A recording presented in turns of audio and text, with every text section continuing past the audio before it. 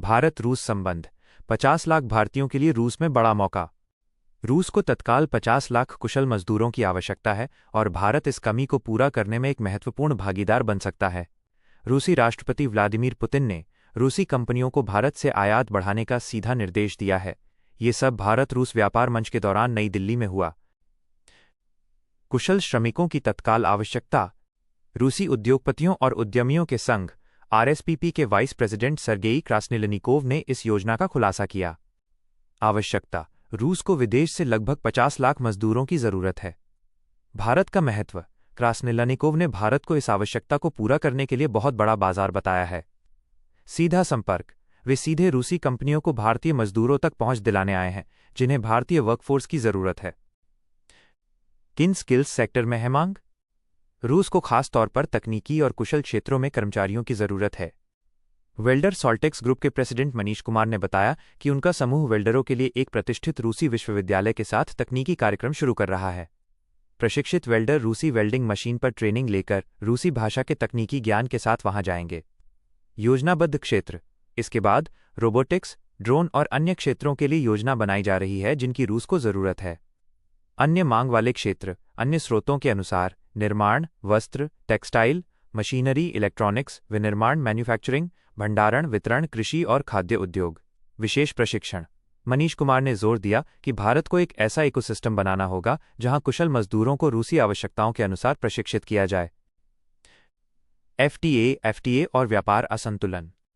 रूस भारत व्यापार में मौजूद असंतुलन को दूर करने के लिए एफटीए मुक्त व्यापार समझौता को अंतिम रूप देने पर जोर दिया जा रहा है। पुतिन का संदेश। रूसी खरीदारों को राष्ट्रपति पुतिन से भारत से आयात बढ़ाने का सीधा निर्देश मिला है। व्यापार असंतुलन। रूस भारत को जितना बेचता है उससे 10 गुना कम भारत से खरीदता है। इस असंतुलन को ठीक करने की जरूरत है। एफटीए पर जोर।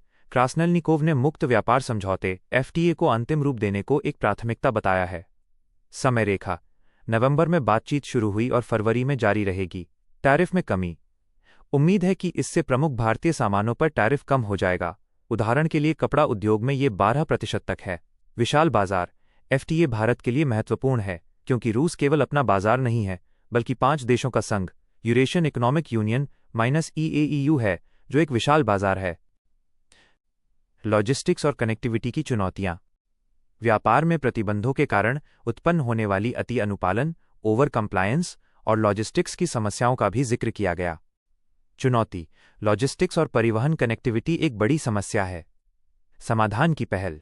रूस की सबसे बड़ी परिवहन और लॉजिस्टिक्स कंपनियों में से एक FESCO के चेन्नई और व्लादिवोस्तोक के बीच कंटेनर लाइन स्थापित करने की परियोजना का समर्थन किया जा रहा है।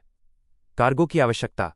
इस रूट को संतुलित करने के लिए रूस को भारतीय सामानों की जरूरत है क्योंकि वे मुख्य रूप से कोयला आयात करते हैं और व्लादिवोस्तोक से कंटेनर खाली वापस न जाएं, इसके लिए भारतीय सामानों की आवश्यकता है।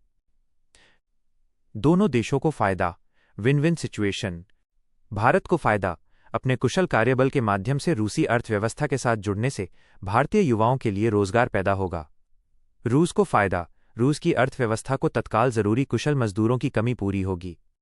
ये पहल भारत और रूस के बीच व्यापार, श्रम सहयोग और रणनीतिक साझेदारी के नए रास्ते खोलती है।